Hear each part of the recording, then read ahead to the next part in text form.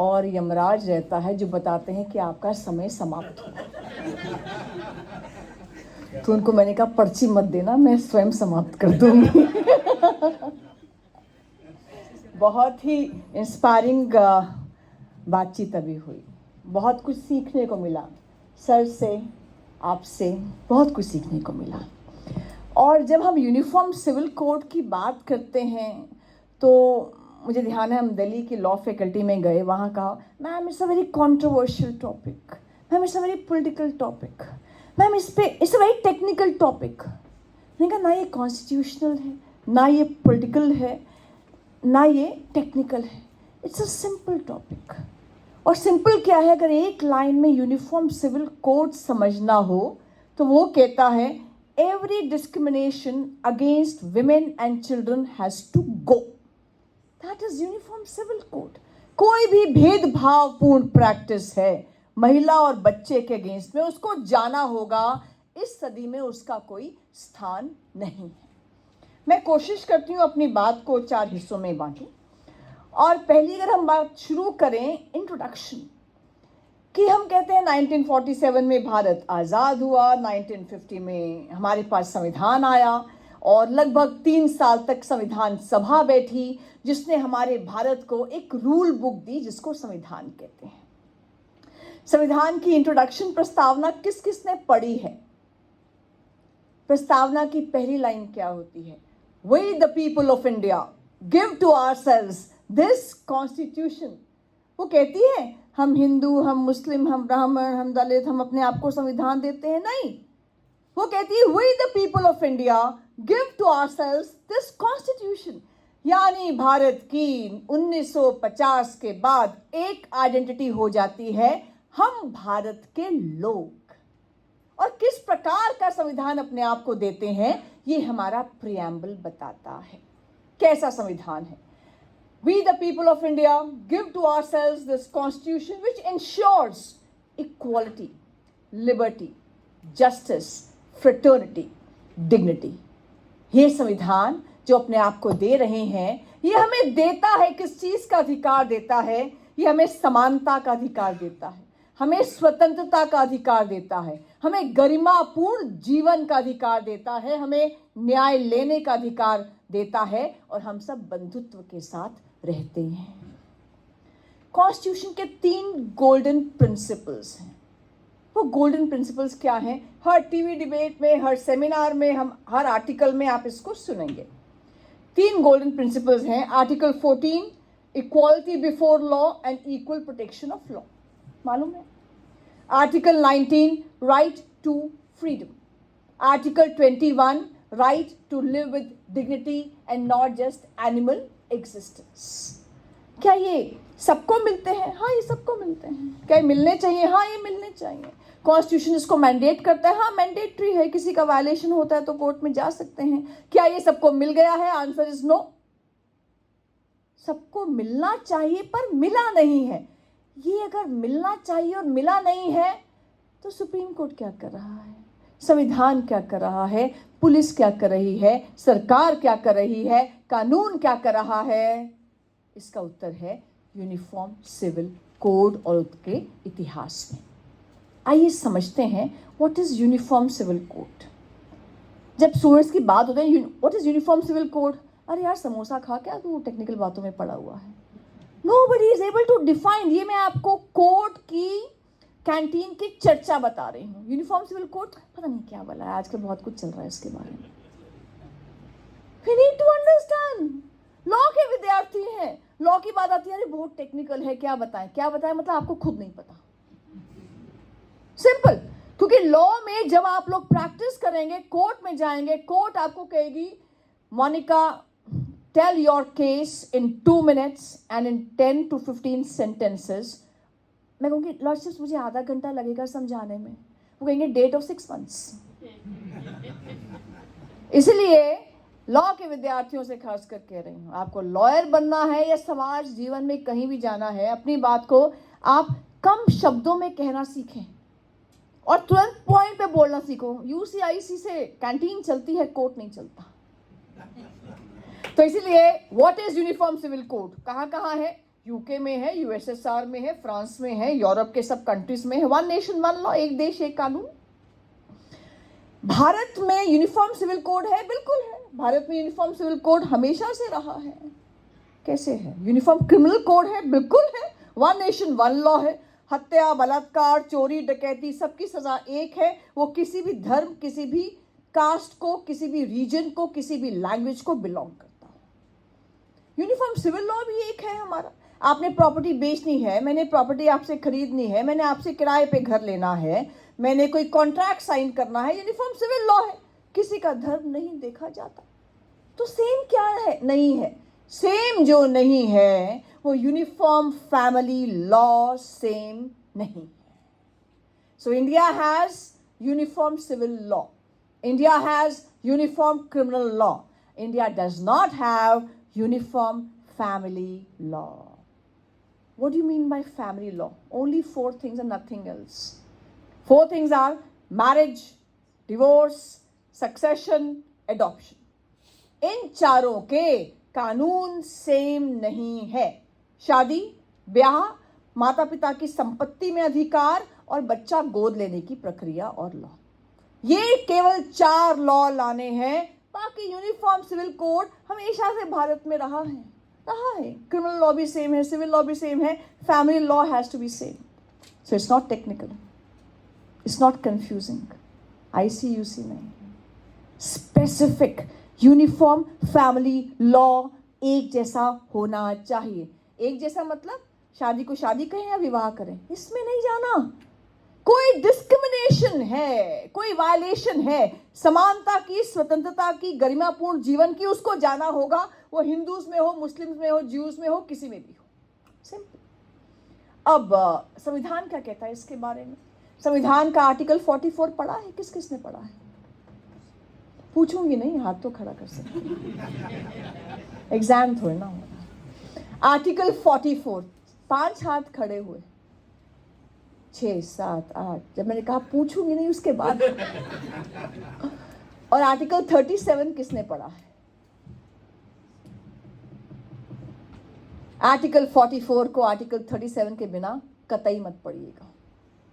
Article 44 कहता है directive principles of state policy, राज्य के दिशा निर्देशक तत्व।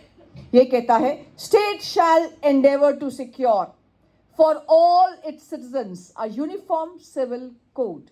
यानी सरकार प्रयास करेगी भारत के सभी नागरिकों के लिए समान नागरिक संहिता लेकर आए। प्रयास करेगी तो प्रयास करेगी, हम भी कोशिश करते हैं, हम सुबह 5 बजे उठ जाए, उठते तो नहीं हैं। प्रयास करेगी। और प्रयास करेगी क्यों आया? 1950 में बना था कॉन्स्टिट्यूशन।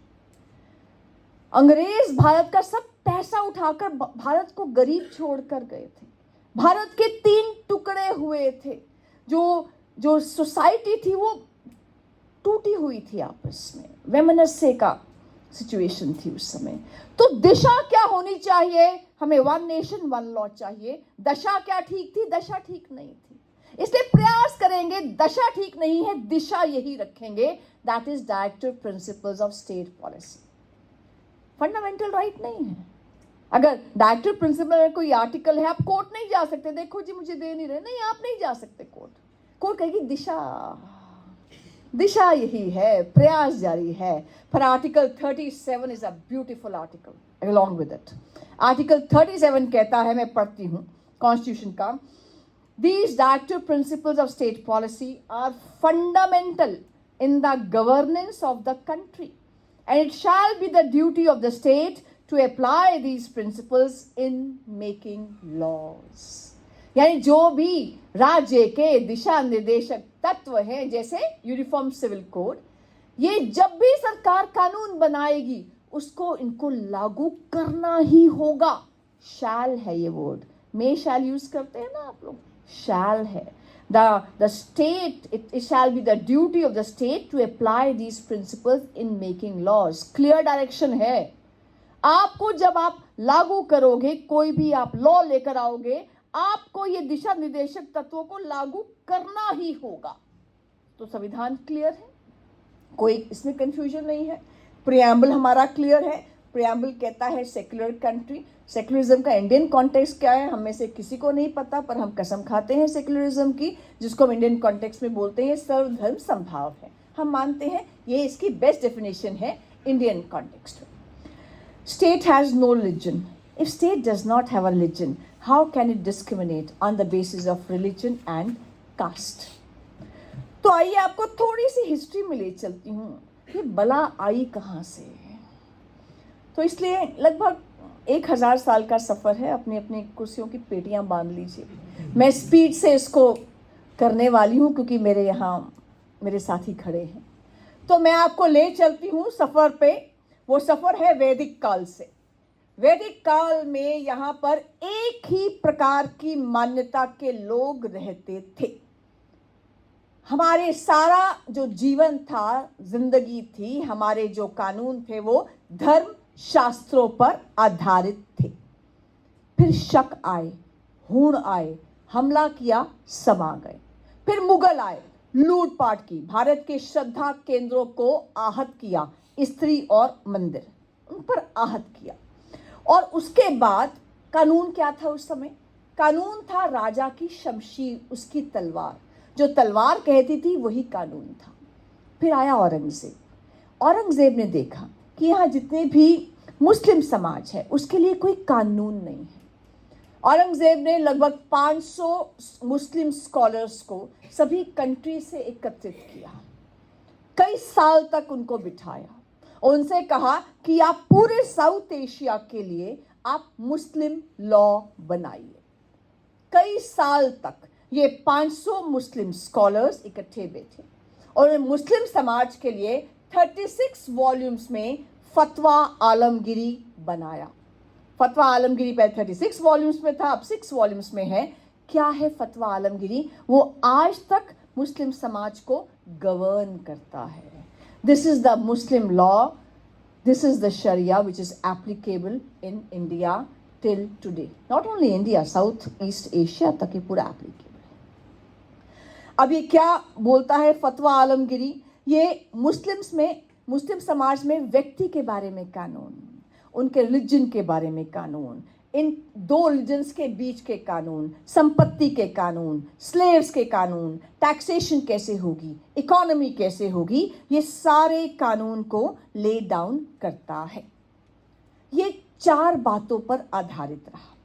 जो फतवा आलमगिरी यानी जो मुस्लिम समाज के लिए कानून बनाया औरंगजेब ने, वो 4 बातों पर आधारित रहा। पहला, होली कुरान की आयतें।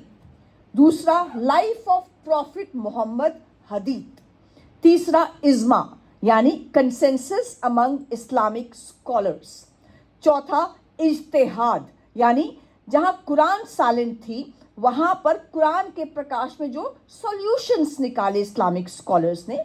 और पांचवा था क्यास यानी जो इस्लामिक स्कॉलर्स की रूलिंग्स थी।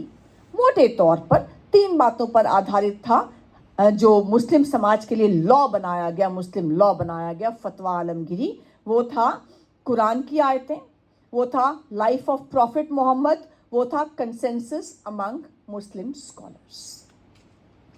सिविल लॉ में तो ले आए, क्रिमिनल लॉ में कहां से लाए? क्योंकि इंस्पिरेशन तो वहां से थी, अरब कंट्रीज से थी ना। तो अरब कंट्रीज में criminal law was extremely barbaric. कबीलों के झगड़े थे। एक कबीले की औरत को उठाया, तुम अपने कबीले की औरत दो। एक कबीले के बच्चे की आंख फोड़ी, तुम्हारे कबीले के बच्चे की आंख फोड़ेंगे। एक ने वहां से चोरी की, यहां से हाथ काटेंगे। यानी और एक औरत ने कहा कि उसके साथ दुराचार या व्यभिचार हुआ है, 4 मुस्लिम विटनेसेस को लेकर आओ, मेल विटनेसेस को, वो गवाही देंगे कि हाँ ऐसा इसके साथ रेप हुआ है। वो नहीं ला पाएगी तो उसको एडल्ट्री के इल्जाम में she will be stoned to death. This barbaric criminal law could not be obviously brought in Bharat. तो सिविल लॉ में मुस्लिम समाज के लिए फतवा आलमगिरी आ गया, जो आज तक बेस किताब है जिस पर मुस्लिम लॉ चल रहा है। उसके बाद आए ब्रिटिशर्स ने कहा we are only concern with revenue, हमें तुम्हारे पर्सनल लॉ से कोई लेना देना नहीं है। हिंदुओं तुम अपना लॉ फॉलो करो, मुस्लिम समाज तुम अपना लॉ फॉलो करो, वी विल नॉट इंटरफियर। पर कब तक इंटरफियर नहीं करेंगे? 1857 में फर्स्ट वॉर ऑफ इंडिपेंडेंस हो गया, प्रथम युद्ध हुआ स्वतंत्रता के लिए। और उसके बाद जब जैसे ये हुआ, ईस्ट इंडिया कंपनी भागी, रानी बचा लो, हमारे बस का नहीं इतने बड़े देश को गवर्न करना, तुम ही आओ और रानी तुम ही राज करो। तो ईस्ट इंडिया कंपनी का राज समाप्त हुआ और ब्रिटेन का राज शुरू हो गया। ब्रिटेन ने भी क्या कहा, we will not interfere with your personal laws, we are not here to reform, we are here to collect our revenue. Trader लोग थे, व्यापारी लोग थे, उनको क्या लेना देना लॉज से। लेकिन धीरे धीरे क्या हुआ, हिंदू समाज से आवाजें आनी शुरू हो गई। पहले खड़े हुए राजा राम मोहन रॉय, उन्होंने बात की गवर्नर जनरल विलियम बेंटिंक से, और क्या बात की, ये क्या है सती प्रथा, एक समय पर आई थी, औरतों को बचाने के लिए आई थी, it has to go. Sati abolition act 1829 लाया गया। हिंदू समाज से फिर आवाज आई, ईश्वर चंद्र विद्यासागर, उन्होंने ताउम्र महिलाओं के लिए काम किया था, उनकी एजुकेशन के लिए काम किया था, उनकी एम्पावरमेंट के लिए काम किया था। उन्होंने कहा 20-22 साल में अगर कोई लड़की विधवा हो जाती है, वो क्यों सफ़ेद कपड़े पहने, सिर मुंडाए, घर के पिछवाड़े में रहे, किसी मेल मेंबर से बात नहीं कर सकती, दिन में एक टाइम खाना खाए, उसका क्या कसूर है, उसकी रीमैरिज होनी चाहिए। तो 1856 में लाया गया, ब्रिटिशर से बात करके, हिंदू विडो रीमैरिज एक्ट 1856। तीसरा, बच्चों की शादी 9 साल में, 10 साल में, 6 साल में, 8 साल में क्यों? फिर हिंदू समाज से आवाज आई और लाया गया Sharda act, the child marriage restraint act 1929, जिसने कहा लड़कों की एज शादी की आप 18 साल कीजिए और जो लड़कियों की एज है वो 14 साल कीजिए। फिर आया देशमुख एक्ट 1937 में कि कोई अगर लड़के की वाइफ विधवा हो जाती है तो जो पिटर्नल प्रॉपर्टी है, एंसेस्ट्रल प्रॉपर्टी है, उसमें जो बेटे का शेयर है वो क्यों नहीं मिलना चाहिए बहू को? बहू और बच्चे सड़क पे क्यों आए, मिलना ही चाहिए। तो औरतों के लिए लगातार एक रिफॉर्म्स की, सुधार की बयार बह रही थी हिंदू समाज में। तभी 1937 में दूसरी ओर से मुस्लिम समाज से कुछ कट्टरपंथियों ने ब्रिटिशर से बात की, तुम वहाँ जो कर रहे हो, don't touch our law. Britishers पे प्रिवेल किया और वो लेकर आए 1937 में शरीयत एक्ट 1937।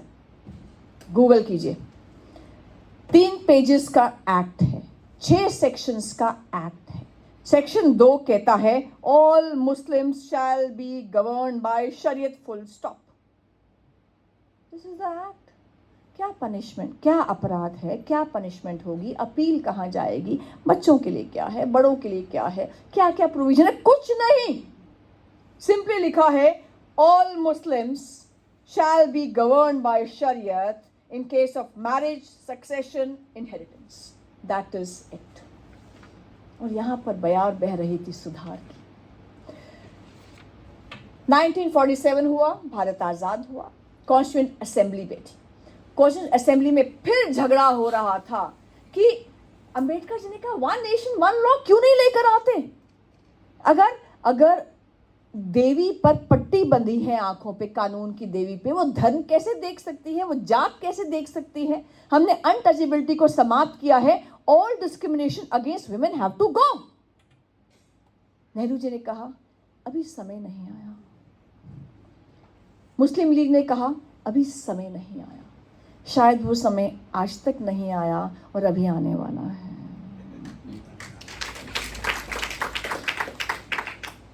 भारत आज़ाद हुआ, तब तक एक कॉम्प्रोमाइज़ हो गया अंबेडकर जी, नेहरू जी और मुस्लिम लीग और बाकी लोगों में कि ठीक है हम यूनिफॉर्म सिविल कोड लेकर आएंगे, 1 नेशन 1 लॉ नहीं लेकर आएंगे। यूनिफॉर्म सिविल कोड यानी सबके लिए एक कानून होना चाहिए।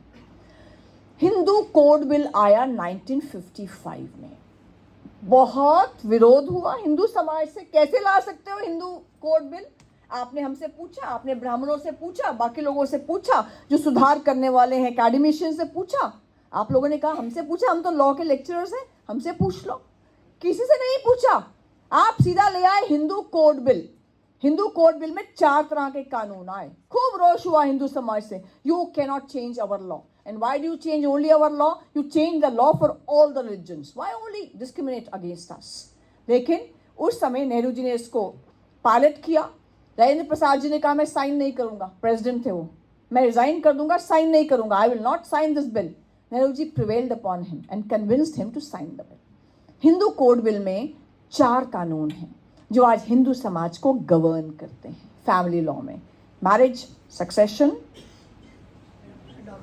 अडॉप्शन एंड मेंटेनेंस तो है ही है, डिवोर्स, तो इसमें गवर्न करते हैं। अब ये 4 लॉ जो आए, they are beautiful, I must say, हम रियलाइज करें दे आर ब्यूटीफुल, और वो आज तक रिफॉर्म हो रहे हैं। इन्होंने क्या किया, जो भी हिंदू समाज के लॉज थे धर्म के आधार पर चेंजेस करते हुए सबको कोडिफाई कर दिया। जो सर बता रहे थे ना, कोडिफिकेशन चाहिए, उन्होंने सब लॉस को लिख दिया, कोडिफाई कर दिया, ये अपराध ये सजा, ये अपराध ये सजा, अपील यहाँ पर, जेल इतनी, पेनल्टी यहीं पर, सब कुछ कोडिफाई कर दिया, रिफॉर्म भी कर दिया। यानी अब तक क्या था, हिंदू मैरिज एक्ट 1955 आया, हिंदू सक्सेशन एक्ट 1956 आया, Hindu minority and guardianship act आया, और Hindu adoption and maintenance act आया। अब हिंदू मैरिज एक्ट 1955 ने केवल लिखा ही नहीं हिंदुओं के कानून को, उसने रिफॉर्म भी किया। हिंदुओं के कानून में, हिंदू धर्म में जो शादी थी, विवाह था, वो एक संस्कार था, 7 जन्मों का संस्कार। एंट्री गेट तो था, एग्जिट गेट नहीं था। You could enter into it, you could not gate out of it. Contract नहीं था, ऑफर, एक्सेप्टेंस, कंसिडरेशन, कॉन्ट्रैक्ट नहीं था। इस्लामिक लॉ में marriage the contract, Christian law में मैरिज द कॉन्ट्रैक्ट, लेकिन हिंदू लॉ में इसे संस्कार। घर में झगड़ा नहीं होता माँ बाप का, तो पिताजी कहते हैं भगवान ने क्यों लड़ती है, तेरे साथ 7 जन्मों का साथ है, कहती है मेरी बला से 7वां जन्म यही था। तो ये वो 7 जन्म का कॉन्सेप्ट है जो हम घर में रोज सुनते हैं सुबह शाम, जब दाल में नमक कम पड़ता है। तो there was no exit gate. अब डिवोर्स का प्रोविजन लाया गया। You could enter into marriage, you could get out of marriage. Divorce पहली बार लाया गया। छेड़छाड़ थी ये हिंदू धर्म के साथ, थी तो थी, but it was need of the hour. You have to evolve with times. हमेशा हम कब तक टांगों पे और ऊंटों पे ही आते रहेंगे? अब तो मैं तो एरोप्लेन में आई ना आज। तो you have to evolve with times with respect to every phase of your life, every phase of your life. दूसरा, हिंदू समाज एक से अधिक शादी कर सकता था। हमने देखा है हमारे दादा नाना, क्योंकि एक से अधिक शादियां हैं, वो एक से अधिक शादी कर सकता था। अब बाइगेमी को डिक्लेयर किया गया ऑफेंस, मोनोगैमी लाया गया। एक से अधिक शादी करोगे तो सेक्शन 494 बाइगेमी में जेल में जाओगे। ले आए बाइगेमी, फिनिश, बाइगेमी खत्म। तीसरा, बच्चे का भरण पोषण कैसे होगा, ये Hindu minority and guardianship act में आया। चौथा, बच्चे को एडॉप्ट करने की प्रक्रिया, ये Hindu adoption and maintenance act में आया। अब हिंदू लॉ लिखा गया, रिफॉर्म हो गया, कोडिफाई हो गया। अंबेडकर जी ने कहा आप 80% ऑफ द हिंदू पॉपुलेशन के लिए आप कोडिफाई करे, लॉ ला रहे हो, बाकी 20% का क्या, सबके लिए लेके आइए। लगातार सुप्रीम कोर्ट के जजेस ने यही कहा, आप 80% के लिए ला पाए हो, बाकी 20% के लिए लाइए। पर क्या था, अभी समय नहीं आया। क्रिश्चियन पर्सनल लॉ, बस आखिर के 5 minute. Christian personal law, Christian personal law को रिफॉर्म और कोडिफाई करने में प्रॉब्लम नहीं हुई। क्यों नहीं हुई? क्योंकि क्रिश्चियंस भी क्रिश्चियंस थे और ब्रिटिशर्स भी क्रिश्चियंस थे। उनकी मान्यता, उनके रस्मों रिवाज, उनका धर्म सेम था उनका। तो जो ब्रिटिशर्स ने अपने देश में मॉडर्नाइजेशन के नाम पे जो लॉज लेकर आए थे, क्रिश्चियन एथोस के ऊपर बेस करते हुए, सेम लॉज यहाँ ले आए। क्रिश्चियन पॉपुलेशन ने एक्सेप्ट कर लिया क्योंकि सेम लॉज थे। तो चारों बातों के बारे में लॉ पास हो गया। Christian marriage act 1872, Indian divorce act 1869, guardianship and wards act 1890 और इंडियन सक्सेशन एक्ट 1865। अच्छा, एडॉप्शन केवल हिंदुओं में होती है, मुस्लिम समाज में, क्रिश्चियन समाज में एडॉप्शन नहीं होती है, प्रावधान ही नहीं है एडॉप्शन का। वो तो जुवेनाइल जस्टिस एक्ट को सहारा बना के एडॉप्शन हो जाती है, but adoption is only possible in Hindu religion. कुछ बातें ऐसी थी कि क्रिश्चियन लड़का लड़की सुप्रीम कोर्ट में गए, उन्होंने कहा नहीं, हिंदुओं को डिवोर्स लेना होता है तो 2 पिटिशंस के बीच में 1 साल वेट करना पड़ता है, हम 2 साल वेट क्यों करें? तो जस्टिस विक्रमजीत सर ने कहा बिल्कुल ठीक कह रहे हो, और सर ने कहा कि क्यों आप यूनिफॉर्म सिविल कोड क्यों नहीं लेके आते। तो क्रिश्चियन समाज से लोग गए सुप्रीम कोर्ट और अपने समाज को रिफॉर्म कराते गए। तीसरा आता है मुस्लिम समाज। There always has been hesitation on the part of government, on the part of courts to interfere with the Muslim law or to reform the Muslim law. Always hesitation. मुस्लिम समाज के एकेडमिशियन से, intellectual से, सुधारकों से ये आवाज़ नहीं आई कि हमारे फैमिली लॉ को आप रिफॉर्म कीजिए। ये उनसे एक हमारा गिला शिकवा हमेशा रहेगा, क्यों नहीं खड़े हुए महिलाओं के लिए कि ये जो डिस्क्रिमिनेशन है इसको समाप्त कीजिए। ये बहुत खुशी कि अब लोग खड़े हो रहे हैं, आप जैसे लोग सामने आ रहे हैं तो बहनों का भला हो रहा है। पोजीशन ये रही, do not interfere and do not touch our law. Courts भी चुप रही, सुप्रीम कोर्ट चुप रही, पुलिस चुप रही, संविधान चुप रहा, सब चुप रहे। लेकिन देखिए चुप्पी के बाद भी बवंडर तो आता है। 1950 में जब भारत आज़ाद हुआ, 1952 में ऐसा केस आया कि सिर मुनाते ही ओले पड़े। Very very important case. Uniform civil code की सारी डिबेट में इस केस के बिना ये डिबेट अधूरी है, पूरी डिस्कशन और पढ़ाई अधूरी है। ये केस है 1952 का स्टेट ऑफ बॉम्बे वर्सेस नरसूअप्पा माली। नरसूअप्पा माली, उसने दूसरी शादी कर ली, उसको पकड़ के जेल में डाल दिया। वो कोर्ट में गया, उसने कहा मैं हिंदू समाज से हूँ, मुझे पिंडदान करना है, पहली वाइफ से मेरी लड़की है, लड़की पिंडदान कर नहीं सकती, तो मैंने अपने रिलीजन को पालन करते हुए दूसरी शादी कर ली। वहाँ से लड़का होगा, मेरा पिंडदान करेगा, तो मेरे सामने जो मेरा नेबर है अगर वो 2 शादियाँ कर सकता है, मैं क्यों नहीं कर सकता, या उसको भी जेल में डालो। आर्टिकल 14 का वायलेशन, समानता का अधिकार। आर्टिकल 13 का वायलेशन है। आर्टिकल 13 कहता है if there was any law before the coming of the constitution which is in violation with the fundamental rights, that law has to be declared as void. कोई भी कानून अगर भारत की स्वतंत्रता से पहले का है, कॉन्स्टिट्यूशन के आने से पहले का है, जो मौलिक अधिकारों का हनन करता है उसको जाना होगा। तो बताओ 2 शादियां कर, समानता का हनन नहीं है, हटाओ इसको, कानून को। अब इतने बढ़िया जजेस थे जवान जी, इतने बढ़िया जजेस, दे वर वेरी मॉडर्न। पर कई बार क्या होता है, अच्छे अच्छे लोग भी ऐसा काम कर जाते हैं कि 30 साल तक समाज पीछे हो जाता है। गजेंद्र गडकर जी और उसके बाद साथ में MC छागला जी जो आगे जाके एजुकेशन मिनिस्टर गए, वेरी रिफॉर्मिस्ट, वेरी प्रोग्रेसिव जजेस। अब उनके सामने बड़ा कष्ट की स्थिति। अभी भारत आज़ाद हुआ 1952 में, संविधान बना है, भारत लुटा पिटा भारत है, पैसा निकल चुका है, सामाजिक सौहार्द की कमी है, उसको ठीक करना है, कैसे करें।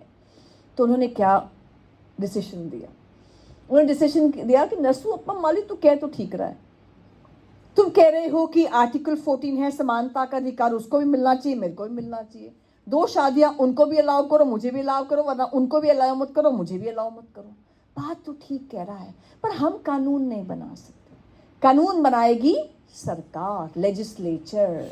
तो लेजिस्लेचर के पास जाओ, वो कानून बनाएगी, हमें तो इस कानून को इंटरप्रेट करना है। और हम कहते हैं कि जो धार्मिक, मजहबी, रिलीजियस लॉज हैं वो कानून की श्रेणी में नहीं आते। यानी कोई कानून मौलिक अधिकारों का हनन करता है, उसको जाना होगा। इस कानून शब्द में मजहबी कानून नहीं आएंगे। Religious laws are exempted from this law, ऐसा कह के वो जेल चला गया और 30 साल तक। अब देखिए तब की सरकार ने इसमें अपील फाइल नहीं की सुप्रीम कोर्ट में, दिस जजमेंट सूटेड देम, कोई अपील फाइल नहीं की। और 30 साल तक मुस्लिम महिला चिल्लाती रही, कोर्ट में जाती रही, वो कहती रही ट्रिपल तलाक है, हलाला है, 4 शादियां हैं, एज ऑफ मैरिज के ऊपर जाती रही। सुप्रीम कोर्ट के और बाकी कोर्ट्स के दरवाजे बंद रहे। नरसूअप्पा माली जो कहता है कि मजहबी कानून कानून की श्रेणी से बाहर हैं और लेजिस्लेचर के पास जाओ, वही कानून बनाएगा।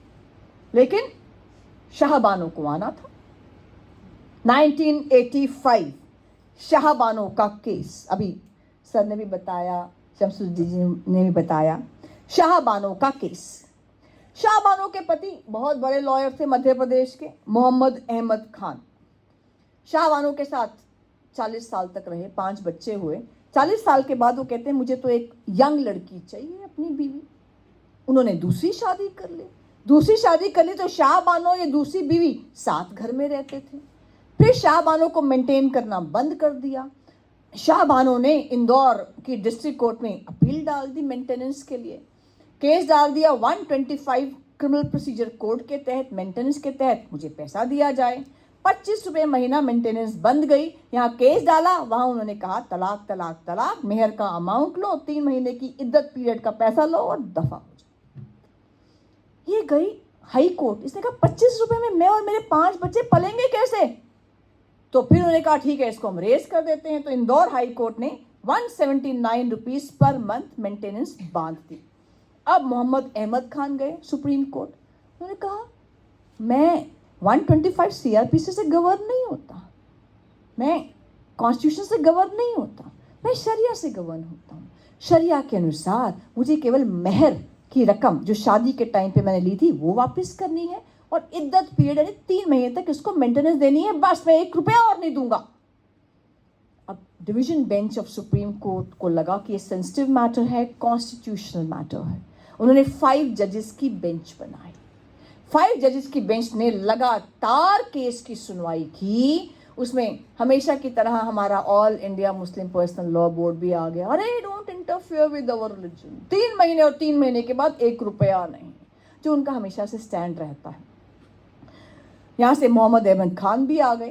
पर कई दिन की जिरह के बाद सुप्रीम कोर्ट ने फैसला दिया maintenance is under criminal law 125 CRPC. Criminal law is equally applicable to all irrespective of religion. Hence, Indore High Court judgment is upheld. 179 rupees per month is upheld to be granted to Shahabano and her children. बवाल much गया, बवाल much गया। इतना बवाल मचा जो all India Muslim personal law board ने और मौलानाओं ने बचाया कि शाहबानो को पब्लिकली आकर हाथ जोड़ना पड़ा, मुझे माफ़ कर दो, मुझे 1 रुपया मेंटेनेंस नहीं चाहिए, आप दखल मत दो मेरे मसहब के। पब्लिकली माफ़ी मांगनी पड़ी उसको। धरने हुए, प्रदर्शन हुए। उस समय कांग्रेस की राजीव गांधी जी की गवर्नमेंट थी, 3/4 मेजॉरिटी थी। तभी दिसंबर में म्यूनिसिपल काउंसिल के चुनाव हार गई। उनको ध्यान आया कि 1984 में भी राइट्स होके हटे थे तो सिख वोट बैंक सरका हुआ था। उनको ध्यान आया ये तो मुस्लिम वोट बैंक भी सरक जाएगा। तो एक प्राइवेट मेंबर जो कांग्रेस पार्टी का था उसने बिल मूव किया। बिल का नाम था the Muslim women protection of rights on divorce act 1986। उसने इंट्रोड्यूस किया, पूरी सरकार ने उसको सपोर्ट कर दिया, बिल पास हो गया। और बिल ने कहा कि होली कुरान की आयत के अनुसार maintenance has to be given only in the इद्दत पीरियड दैट इज 3 months। इसलिए 3 महीने के बाद 1 रुपया भी मेंटेनेंस नहीं दी जाएगी। सुप्रीम कोर्ट की जजमेंट को सेट असाइड कर दिया गया, एक तरह से ओवर रूल कर दिया गया।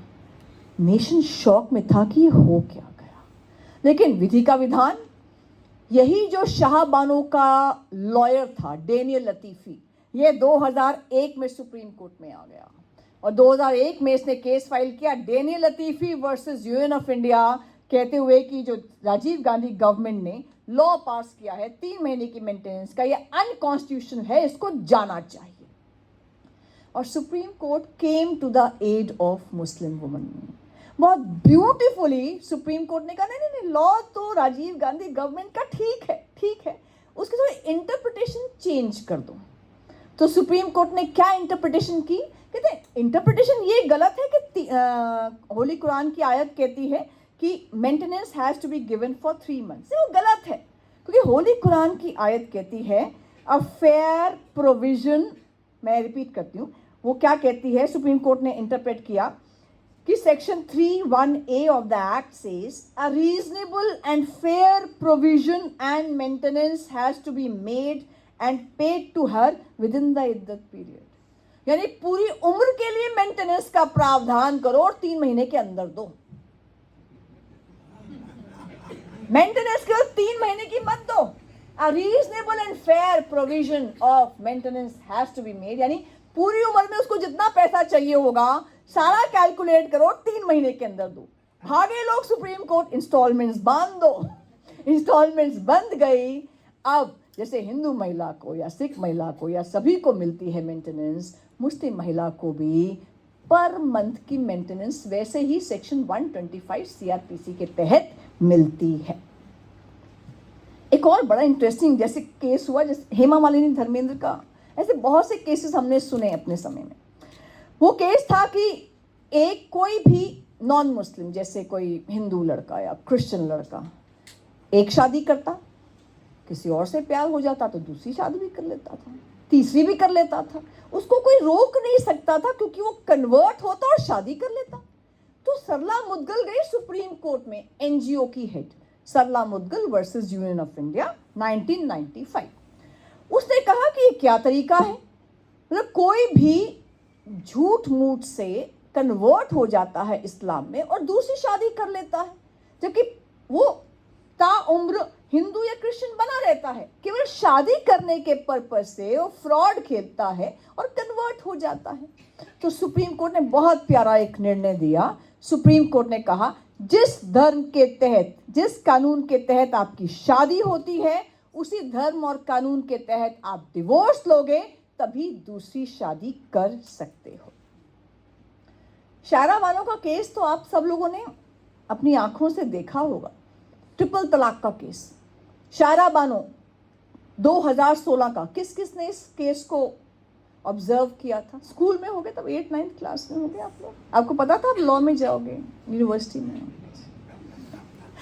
तो 2016 में शायरा बानो सोशियोलॉजी में पीएचडी कर रही थी। उसकी रिजवान से शादी हुई थी, 16 साल शादी को हो गए थे, 2 बच्चे थे, 14 साल का लड़का, 12 साल की लड़की। दहेज के लिए तंग करते थे पर शादी चल रही थी। 6-7 कितने अबॉर्शन हुए, कितनी घरेलू हिंसा, डोमेस्टिक वायलेंस हुई, उसको याद नहीं। अबॉर्शन के बाद जब वो अपने मायके में आई थी, मेडिकल ग्राउंड्स पे रहने के लिए आई थी, पीछे से उसके पास स्पीड पोस्ट से तलाकनामा आया, तलाक तलाक तलाक। उसने कहा I will not take this nonsense. वो अपने पति के पास गई, रिजवान अहमद के पास गई।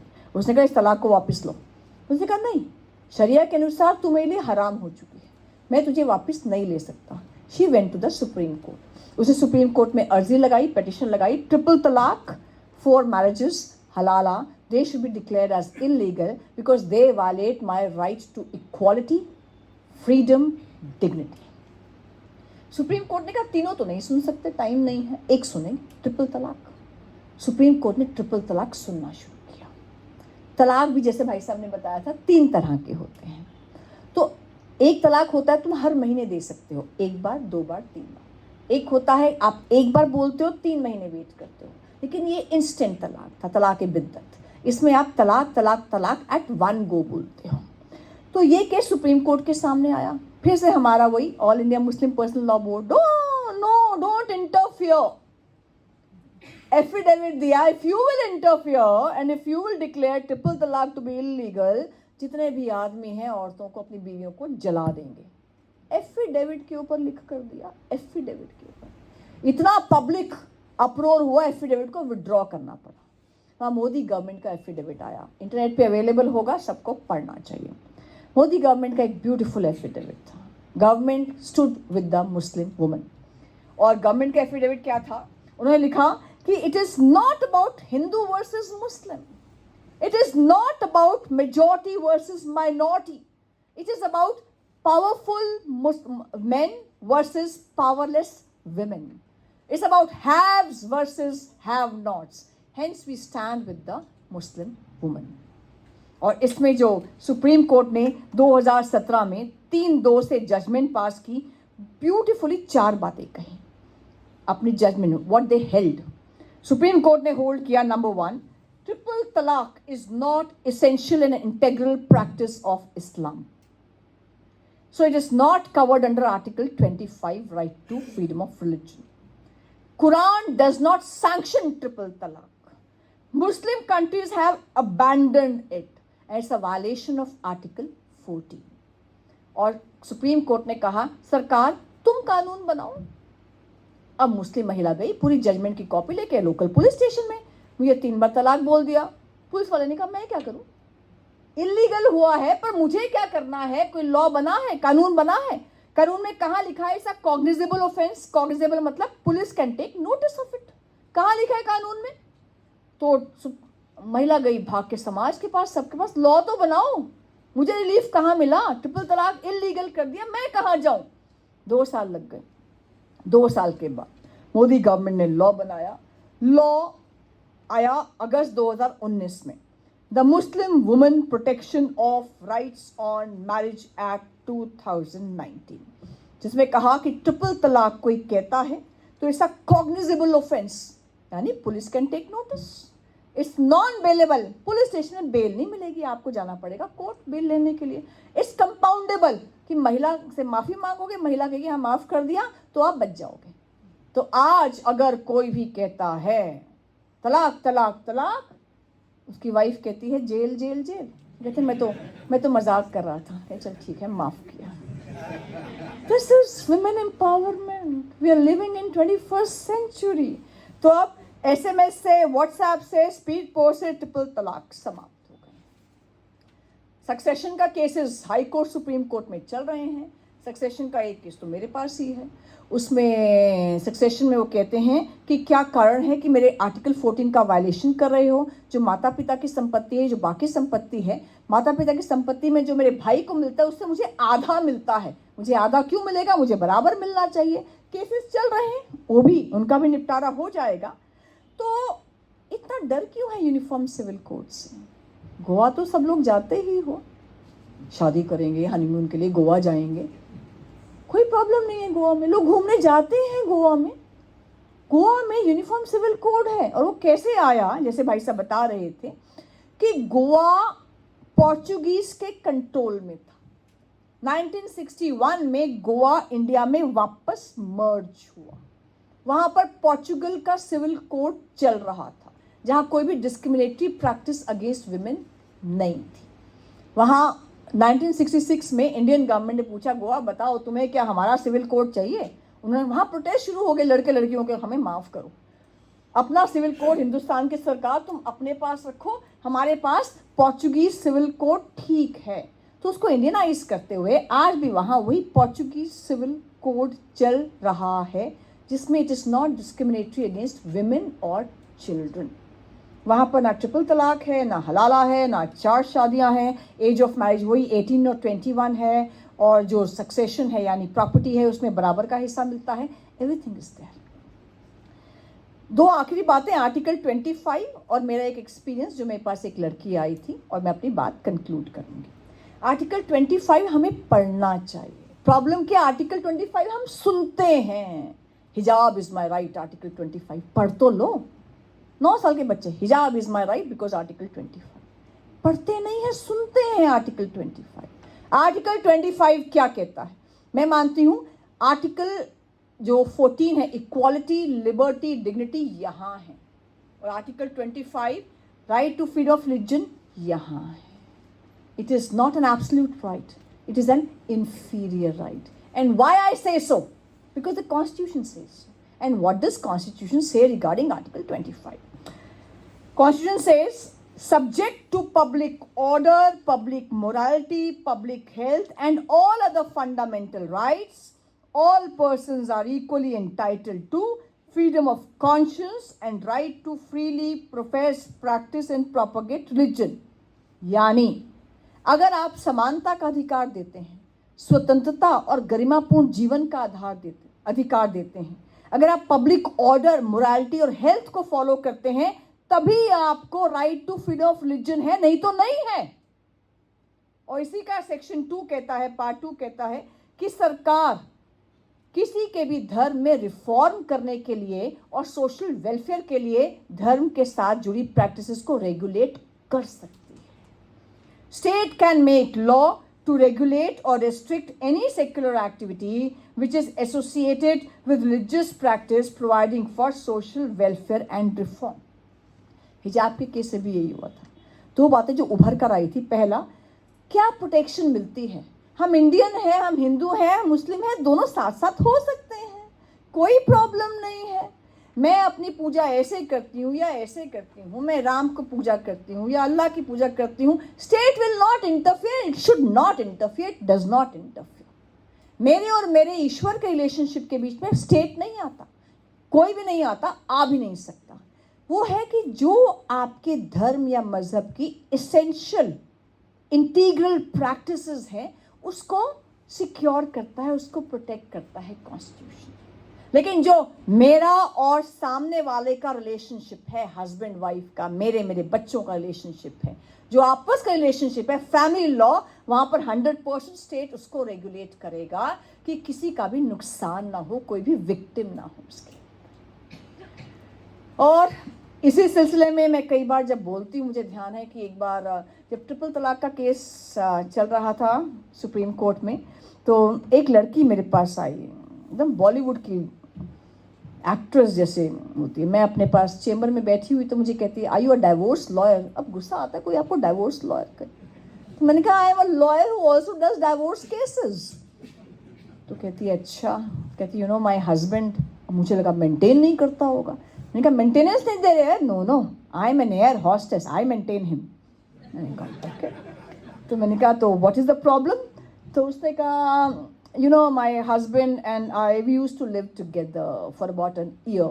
एक साल साथ रहे. मैंने कहा अच्छा. कहते then we got married. I said okay. तब कहती है कि now he wants to marry somebody else और कहता है एक ही छत के नीचे तुम दोनों को रखूंगा. अब यहाँ लीगल माइंड ने काम किया, नया केस आया, फीस आएगी. तो मैंने कहा उनसे, मैंने कहा ये मजाक बना रखा है, सेक्शन 494 में जेल जाएगा, वो कोई बात ही नहीं है, ऐसा हो ही नहीं सकता. कहते अरे नहीं, you haven't asked for my name.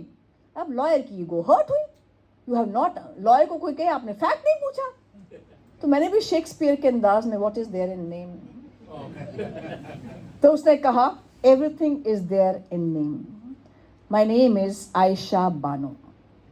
उसने कहा तो मैं भी चुप थी और वो भी चुप थी. देश का संविधान भी चुप था उस समय, पुलिस भी चुप थी, कोर्ट भी चुप थी, कानून भी चुप था, सब चुप थे. और उसकी आंखों में जो आंसू थे ना, मैं अब तक उसको देखती हूँ, विजुलाइज करती हूँ.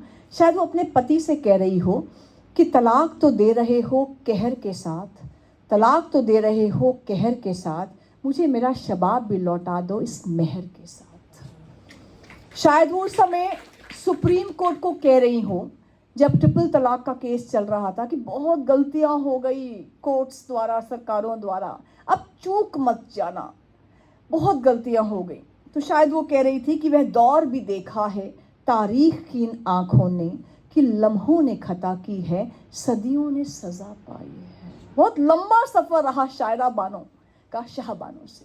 और शायद वही आंखें आज अगर यहाँ होंगी तो इस पूरे देश से कह रही होंगी, सरकारों से और सुप्रीम कोर्ट से कह रही होंगी, लॉ कमीशन से कह रही होंगी कि हो गई है पीर पर्वत सी पिघलनी चाहिए, इस हिमालय से कोई गंगा निकलनी चाहिए.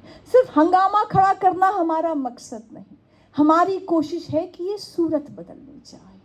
और तेरे सीने में नहीं तो मेरे सीने में सही हो कहीं भी न्याय की आग, लेकिन आग जलनी चाहिए, आग नहीं. बहुत बहुत धन्यवाद.